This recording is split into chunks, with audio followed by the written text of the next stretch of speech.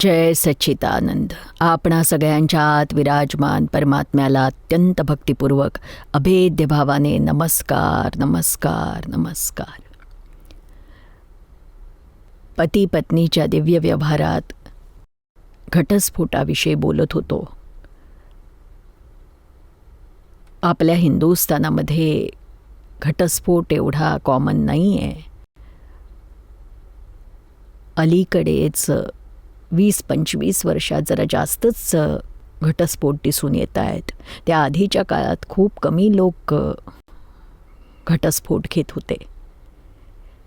एक सत्य घटना घडलेली आहे जी आम्हाला खूपच इम्प्रेस करून गेली. एका ताईंची, त्या आमच्याकडे आल्या होत्या तेव्हा त्यांचं वय जवळजवळ 65 वर्षांचं होतं. अध्यात्मात ती ताई खूपच उच्च आणि उंच ठिकाणी पोहोचली होती आणि एके दिवशी तिने आम्हाला सांगितलं, मला तुमच्याकडून ज्ञान घ्यायचं आहे, मलाही आत्म्याचा शोध घ्यायचाच आहे. मी भक्ती तर खूप करते, पण कृष्ण भगवानांची भक्ती खूप केली आहे, पण श्रीकृष्णानं जे अर्जुनाला ज्ञान दिले ते ज्ञान माझ्याकडे नाही. मला आपल्याकडून ते ज्ञान हवं आहे. मग ज्ञान घेतल्यानंतर तिला खूपच शांती लाभली, खूपच आनंदात राहायला लागली. मग तिने आपल्या आयुष्यातली एक घटना सांगितली. खरं तर तिच्या जीवनातली ती घटना नव्हती, तर तिच्या जीवनाचं ते पुस्तक होतं. ती सांगायला लागली की माझं वय 35 वर्षांचं असेल, 35 किंवा 40मधलं वय असेल माझं.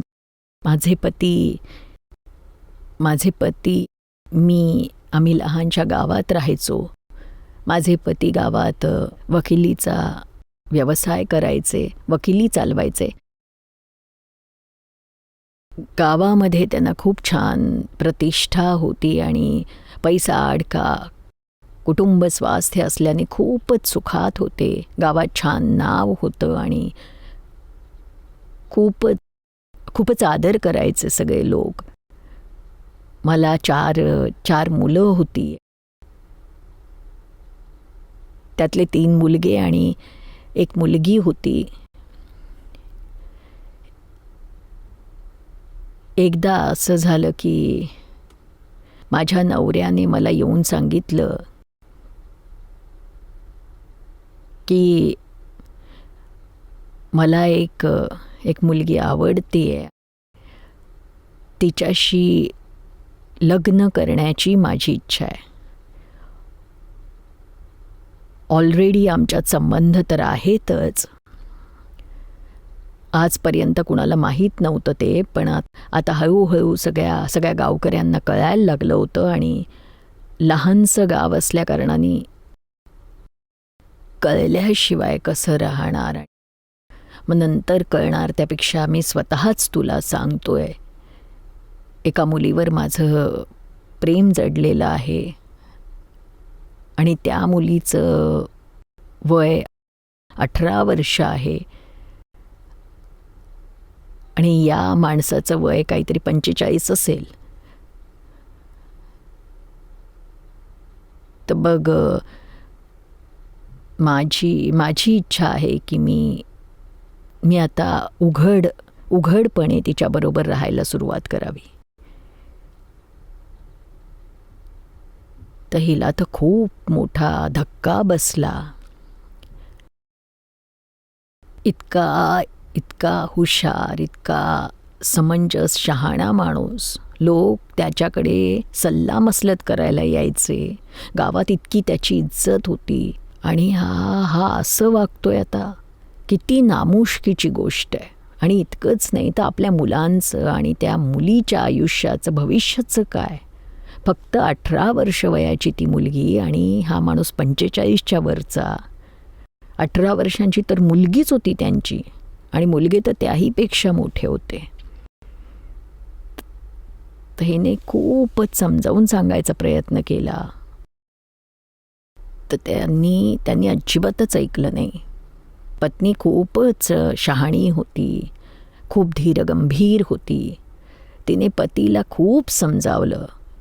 इतकंही सांगितलं की तुम्ही घरातच राहा, तुम्हाला तुम्हाला त्या त्या स्त्रीपासून दूर जाणं जमत नसेल तर तुम्ही तुम्ही तिला कधी कधी भेटून येत जा, पण आपलं घर तुम्ही सोडू नका. पण नवरा म्हणाला की हे अशक्य आहे, मी तिच्याच बरोबर राहणार आणि मी निघून जाणार. कारण माझे वडील, आई, भाऊ या लोकांना जेव्हा कळेल तेव्हा तर ते समोरच राहतात, आपल्या जवळपास राहतात. मग त्यांना मी कसं काय माझं तोंड दाखवू शकेन? मी इथे जवळ सगळ्यांच्या समोर नाही राहू शकणार. तुला जेवढे पैसे हवेत तेवढे मी देईन, हे घरसुद्धा तुला देईन आणि शिवाय शिवाय मुलांच्या शिक्षणासाठी खर्चाची पर्वा तर तू अजिबात करू नको. मी सगळं तुला हवे तेवढे पैसे मी तुला देईन.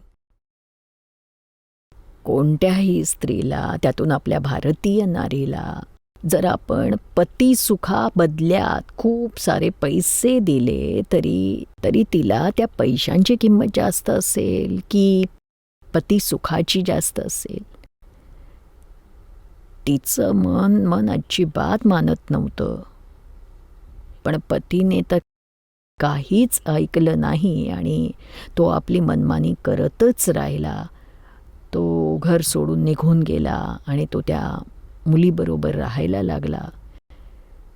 इकडे गावभर त्याची चांगलीच बदनामी झाली आणि सगळ्या नातेवाईकांमध्ये इतकंच काय, पण तिच्या सासू सासऱ्यांनी, तिच्या माहेरच्यांनी, सगळ्या लोकांनी हेच म्हटलं त्या ताईला की तू आता असं कर की तुझ्या नवऱ्यापासनं डिवोर्स घे, घटस्फोट घे आणि जी काही इस्टेट त्यातला अर्धा भाग तुला मिळेल आणि उद्या समजा तुझ्या मुलाबाळांना त्याने काहीच दिलं नाही आणि त्या दुसऱ्या पत्नीला जर मुलं झाली तर तुझ्या मुलांना दारोदार भटकावं लागेल, त्यांच्यासाठी काहीच उरणार नाही. त्यामुळे तू आत्तापासूनच आपली वाटणी वेगळी कर आणि लिगली डिवोर्स घे आणि आपलं आयुष्य शांतपणे जग. आम्ही तुला हर प्रकारे मदत करू. पत्नी खूपच धीराची होती. तिने म्हटलं की माझ्या मनामध्ये डिवोर्स घेण्याचा विचारही येत नाही आहे, तसे संस्कार माझ्यावर नाही आहेत. मी त्यांच्या नावानं जे कुंकू लावलं आहे त्याला मी जागेन, ते माझं सौभाग्य आहेत आणि मी त्यांना नाही सोडणार. एवढी ती सिन्सिअर होती. तिने सांगितलं की कदाचित मला खूप खूप पैसेसुद्धा मिळतील आणि इस्टेटही मिळेल, पण माझ्या मुलांना वडील नाही मिळणार. वडिलांसाठी ते तळमळतील आणि मी सुद्धा नवऱ्याशिवाय राहीन. तर हे मला अजिबातच मान्य नाही आहे आणि म्हणून तिने डायवोर्स घेतला नाही. मुलांचं शिक्षण केलं. मुलंही अभ्यासात खूपच हुशार होती आणि मग नंतर असं काही घडलं की काही महिन्यानंतर काय झालं की तिचे सासरे निधन पावले.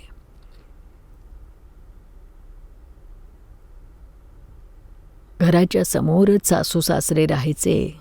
सासरे निधन पावले आणि इतर कुणीच त्यांच्या फॅमिलीमध्ये नव्हतं. त्यामुळे घरातल्या वडीलधाऱ्यांचं निधन झाल्यानंतर सगळे लोक तर भेटायला येतातच. गावात तर तशी रीतच असते, रिवाजच आहे तसा. तर सगळे लोक येत होते आणि घरात सगळ्या स्त्रियाच होत्या. तिची सासू होती, ती होती आणि पुरुषांपैकी तर कोणीच नव्हतं. तर तिने आपल्या नवऱ्याला निरोप पाठवला की आता तुम्ही या, कारण वडील गेलेत आणि जोवर लोक भेटायला येत आहेत तेव्हा तुम्ही तिथे घरात हजर असायला हवं. घरातला पुरुष म्हणून तुमची भूमिका तुम्ही पार पाडा. पण त्याने नकार दिला. मग तिने खूप समजावलं की असं नका करू, तुम्ही तेवढ्यापुरते या घरात राहायला या आणि माझी काही हरकत नाही, पण या तुम्ही. तरीही त्याने ऐकलं नाही. पण खूप विनवण्या केल्यावर तो तो तयार झाला आणि म्हणाला की मी सकाळपासून संध्याकाळपर्यंत आपल्या आईजवळ बसेन आणि जे लोक येतील त्यांच्याशी बोलून मग मी निघून जाईन. बायको म्हणाली की एवढं केलं तरी ठीक आहे. आणि त्यामुळे हिंदू रीतिरिवाजांनुसार 13 दिवसापर्यंत जे काही वडिलांचं करायचं होतं त्यांच्या मागे ते सगळे विधी करते वेळी हे हजर होते. आणि जे कोणी भेटायला यायचे त्यांच्यासाठी सकाळपासून रात्रीपर्यंत थांबायचे. बायको मोठ्या प्रेमाने त्याला जेवायला घालायची, बोलायची. आणि तो एकटा असताना त्याला हेच समजवायचा प्रयत्न करायची की आता तुम्ही तुमच्या या घरी परत या. यासाठीही ती तयार झाली की तुम्ही तुमच्या त्या प्रेयसीला सुद्धा घेऊन या घरी आणि मी तिला लहान बहिणीसारखी वागवी. बघा, खरं तर त्या मुलीचं वय तिच्या तिच्या तिच्या मुली एवढंच होतं आणि दोघींचंही वय सारखंच होतं, मुलगी आणि ती सवत. तरीही ती म्हणाली की मी तिला माझ्या बहिणीसारखं ठेवीन आणि तुम्ही अजिबात काळजी करू नका, तुम्ही तिला घेऊन या इथे आणि आपलं संसार सुख चांगल्या प्रकारे उपभोगा तुम्ही. खूप समजावल्यानंतर तो तयार झाला. त्याच्या दुसऱ्या बायकोला घेऊन तो त्या घरात राहायला आला आणि आपल्या स्वतःच्या मर्जीनं राजीखुशीनं तिनं हे सगळं केलं. तिला असं वाटलं की चला माझ्याबरोबर नाही पण तिच्याबरोबर तरी ते आहेत, म्हणजे काही हो माझा नवरा माझ्या घरात तर आहे, माझ्या मुलांच्या डोक्यावर बापाचं छत्र तर आहे.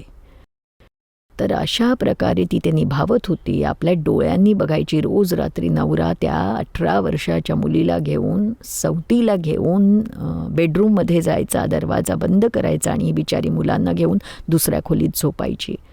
असं अनेक वर्ष चालू होतं.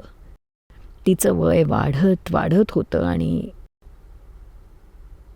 दरम्यानच्या काळात तिने आपल्या सवतीला खूप समजावलं. लहानशी मुलगी होती ती, असमंजस होती, खूप सुंदर होती, गरीब आईवडील होते.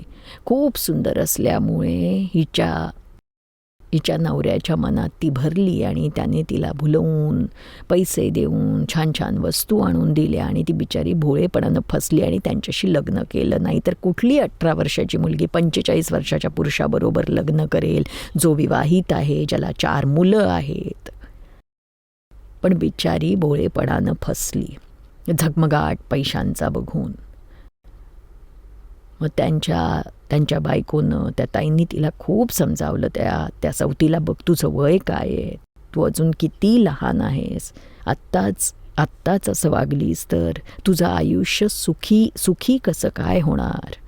आज तुझ्यावर पतीची छत्रछाया आहे, उद्या आणखीन 10-15 वर्षांनी तर हा पती म्हातारा होईल आणि तू मात्र तारुण्यातच असशील. त्यावेळी तुला अनेक गोष्टींची उणीव भासेल.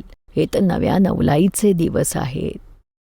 नंतर तुला हे सगळं नाही आवडणार आणि मग समाजात तुला काय स्थान मिळेल. सगळे लोक तुझ्यावर टीका करतील.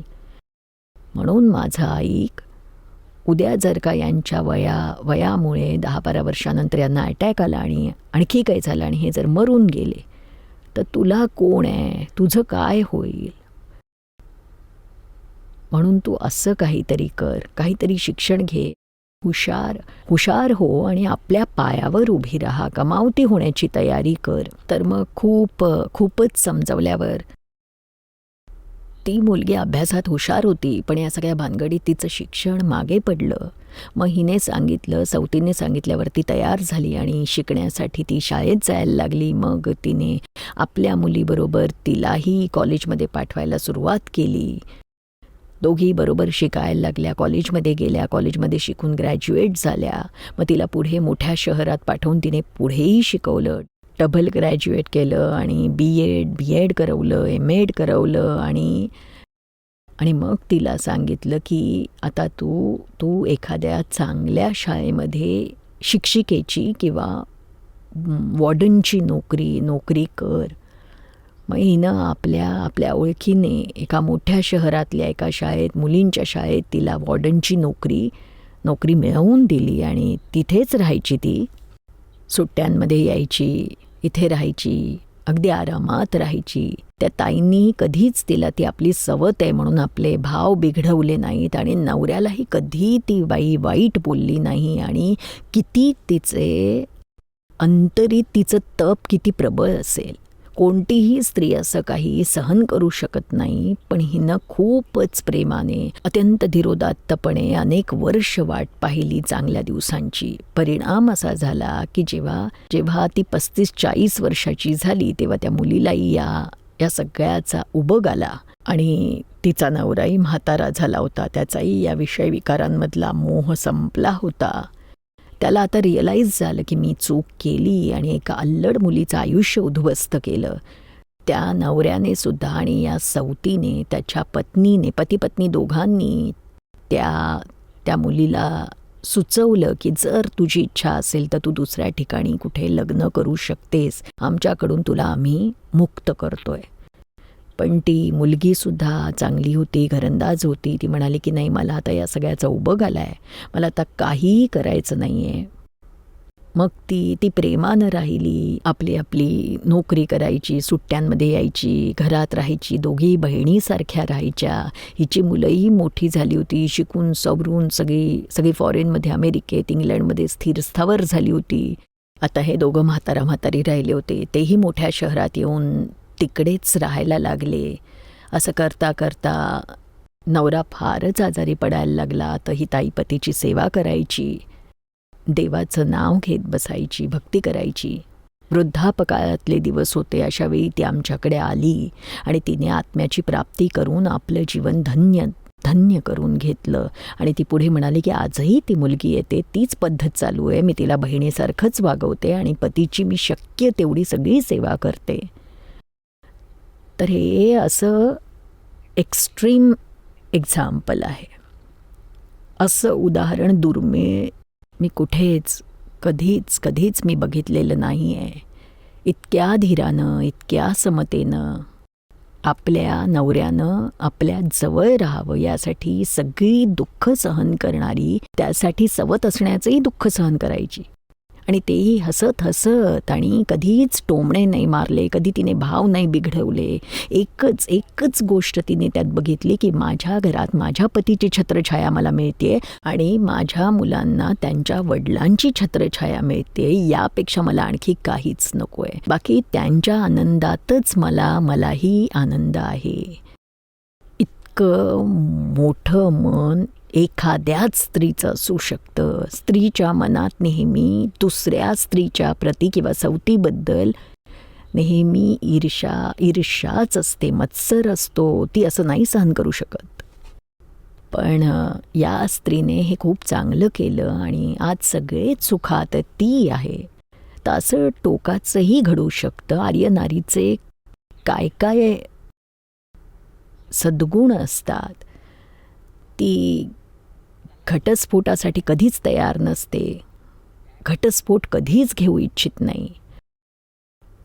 आर्य नारीचं हे जे सौभाग्य, कुंकवाचा जो महिमा आहे, नवऱ्याच्या नावाने लावलेलं जे कुंकू आहे, त्या कुंकवाचं तिला खूप महत्त्व असतं आणि आपल्या प्राणापेक्षाही त्याचं मूल्य अधिक असतं.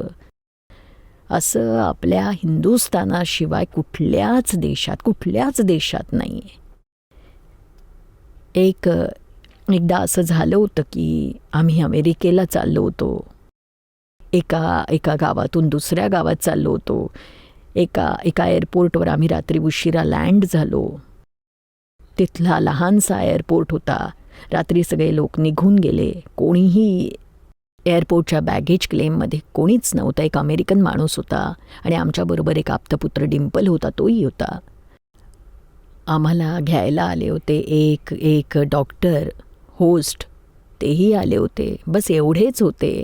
आणि झालं काय की आमची एक बॅग मिस झाली आणि त्या अमेरिकन माणसाची माणसाची सुद्धा झाली आणि त्याच्या मुलीची एक बॅग मिस झाली होती. तेव्हा बॅगेज क्लेममध्ये जाऊन आम्ही तक्रार नोंदवत होतो की बॅगेचं काय आयडेंटिफिकेशन वगैरे, आणि त्यामुळे खूपच उशीर झाला होता. आम्ही एकट्याच उभ्या होतो आणि तो अमेरिकन माणूस होता, त्याची मुलगी आणि आमच्याबरोबरचे 2 भाई तिकडे तक्रार नोंदवायला गेले होते. थोड्या वेळाने 10-15 मिनिटांनंतर तो अमेरिकन खूपच बोर झाला. अमेरिकन लोक बोर खूप लवकर होतात. तर तो आमच्याशी जरा बोलायला लागला आणि तो विचारत होता की तुम्ही why you wear white sari, तुम्ही पांढरे कपडे का परिधान केलेत, कारण सगळ्यांनी पांढरेच कपडे परिधान केले होते. तर आम्ही त्याला सांगितलं की ही तर पावित्र्याची निशाणी आहे. अशा भडक कपड्यांमुळे, रंगीबेरंगी कपड्यांमुळे मोह उत्पन्न होतो आणि स्वतः परिधान करणाऱ्याच्या विचारांमध्येही बदल घडतो आणि बघणाऱ्याचंही मन विकारी बनतं. आणि म्हणून या सात्विकतेसाठी, विषय विकारातून मुक्त होण्यासाठी, ज्यांना अध्यात्मात ब्रह्मचर्यात राहायचं आहे त्यांच्यासाठी असे साधे कपडे फारच गरजेचे आहेत. पांढऱ्या शुभ्र वस्त्रांची गरज आहे. आणि मग त्याने आणखीन एक प्रश्न विचारला की तुम्ही why you are Indian ladies put some red spot on your forehead, तुम्ही भारतीय स्त्रिया असा इथे कुंकू का बरं लावता, कपाळावर ते लाल डॉट, लाल, त्याला कुंकू असं माहीत नव्हतं, पण तो लाल टिळा, रेड स्पॉट का बरं लावता, हे माझ्या लक्षात येत नाही. मग आम्ही त्याला सांगितलं की हे तर खूपच मोठं रहस्य आहे. आमच्या हिंदुस्थानामध्ये ज्या विवाहित स्त्रिया असतात त्या आपल्या पतीच्या नावाने कपाळावर कुंकू लावतात, लाल कुंकू. आणि आजकाल तर काळा, पिवळा, वेगवेगळ्या रंगांच्या टिकल्या लावतात जे सायंटिफिक नाही आहे. लाल कुंकू आणि वनस्पतीपासून बनवलेलं एकदम शुद्ध असं ते फारच परिणामकारक असतं. इथे जे लावतात ना त्याचा परिणाम होतो की इथे स्पर्श केल्याने सतत हे लक्षात राहतं की या 2 भुवयांच्या मधल्या भागात आज्ञाचक्र आहे. तिथून या बिंदूपासून 2-2.5 इंच आत मनाचं स्थान आहे, सूक्ष्म मन आहे. तर इथं लाल कुंकू लावल्याने काय होतं तर स्त्रीच्या हे कायम लक्षात राहतं, तिच्या मनात सतत हा विचार राहतो की माझा एक नवरा, एकच पती आहे. आपल्या एकुलत्या एका पतीसाठीचं ती हे प्रतीक समानते. त्याच्या व्यतिरिक्त इतर कुठल्याही परपुरुषाचा विचारही मनात येऊ नये. आपल्या पतीच्या व्यतिरिक्त कोणाचाच विचार येऊ नये. हे कायम आठवणीत राहण्यासाठी, लक्षात राहण्यासाठी इथे ती लाल कुंकू लावते. आणि मग नवऱ्याचं निधन झाल्यावरती ते कुंकू लावत नाही, आपल्या पती व्यतिरिक्त इतर कोणाचा विचार करत नाही. इतकंच काय तर नवऱ्याने तिला सोडून दिलं, तिचा त्याग केला, तरीही ती आपल्या नवऱ्याला विसरू शकत नाही, त्याच्याशिवाय इतर कोणाचा विचार करत नाही. समजा लहानपणी लग्न झालं असेल आणि एकमेकांबरोबर ॲडजस्ट करू शकले नसतील, किती वादविवाद भांडले तरी ती पत्नी कधीच असा विचार करत नाही की मी याला घटस्फोट देईन आणि सोडून देईन आणि दुसरा करीन. नाही, एकच पती, एकदा का लग्न झालं की झालं, मरेपर्यंत ती त्याचीच असते. आणि असा विचार करते की उद्या माझ्या मुलांना त्यांचे वडीलच नसतील तर मुलं काय विचार करतील. त्यामुळे त्याच्याशी पटो किंवा न पटो, नवऱ्याबरोबर किती भांडणं होत, पण मुलांसाठी ती आपलं सगळं जीवन समर्पित करते आणि कधीही तिच्या मनाला दुसऱ्या पुरुषाचा विचार शिवत नाही. हे ऐकून त्या अमेरिकन माणसाला इतकं आश्चर्य वाटलं. तो म्हणाला की क्या बात है, तुमच्याकडे असे संस्कार आहेत. मला तर वाटतंय की तुमच्या हिंदुस्थानात येऊन एकदा मी हे सगळे संस्कार बघायला हवेत. तुमच्याकडे एकदाच लाल कुंकू लावतात आणि एकाच पतीचा विचार करतात, दुसऱ्याचा विचारही शिवत नाही. आमच्या इथे तर जर बायकांना या रेड स्पॉट सारखं करण्याचा रिवाज असता तर किती सारे रेड स्पॉट त्यांना इथे लावावे लागले असते. ओ हो.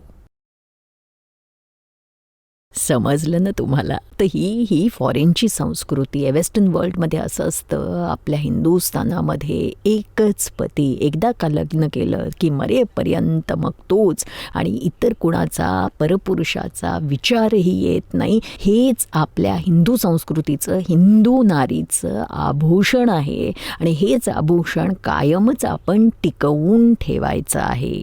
जय सच्चिदानंद.